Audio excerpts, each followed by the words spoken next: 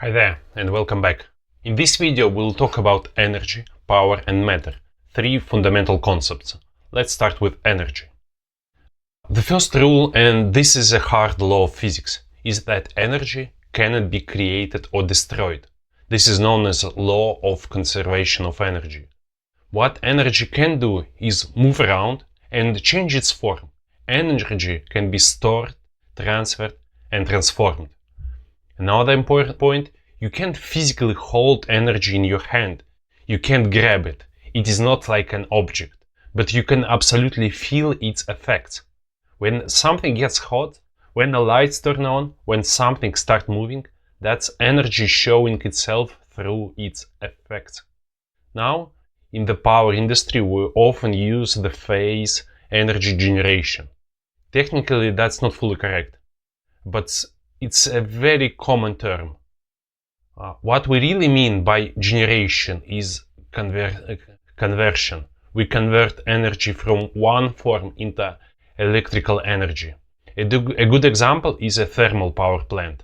We transform energy from chemical stored in a fuel to electrical energy.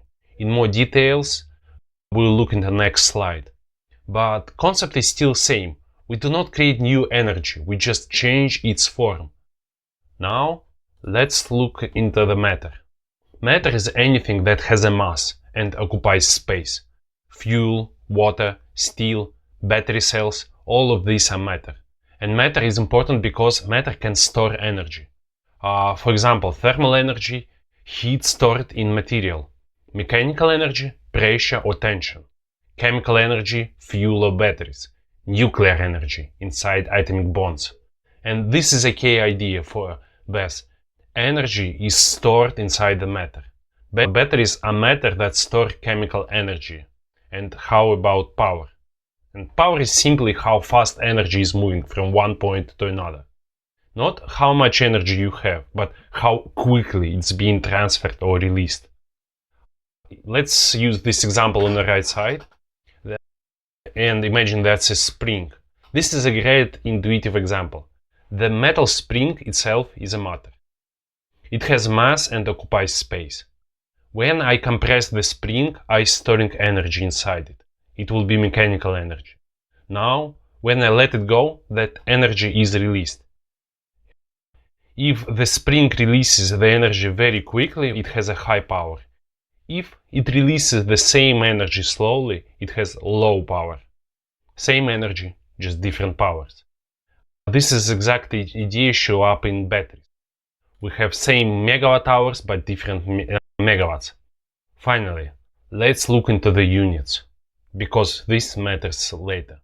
Energy units, where could be like joules, BTU, watt hours, ampere hours.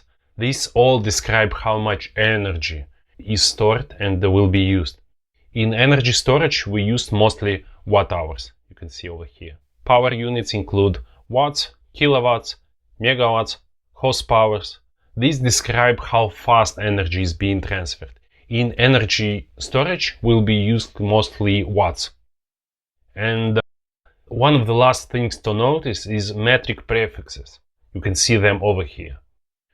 Like kilo, mega, giga, and we can see like kilo means 1000, mega means 1 million, giga means 1 billion. In grid energy, we almost always work in kilo, mega and giga, not in a small numbers. So energy will be not 1000 watt hours, for example, but 1 kilowatt hour, or not 1 million watt hours, but 1 megawatt hour. So here's the important part. When we talk about power, those prefixes scale how fast energy is flowing. When we talk about energy, those same prefixes scale how much energy is stored or used. So we can easily talk like watt hour, kilowatt hour, megawatt hour, gigawatt hour. And to describe power, we'll be using watt, kilowatt, megawatt, gigawatt. So these are not interchangeable. One of them used for energy, one of them using for power. And it's very common mistake that people can say, okay, we need a 100 megawatt battery, and they're assuming that they speaking about duration, but it's not, it does not. Like 100 megawatt battery could be 100 megawatt hours if it runs for 1 hour, 400 megawatt hours if it runs for 4 hours, or 800 megawatt hours if it runs for 8 hours. So this is why in BESS we always talk in pairs, power and energy together. Thank you.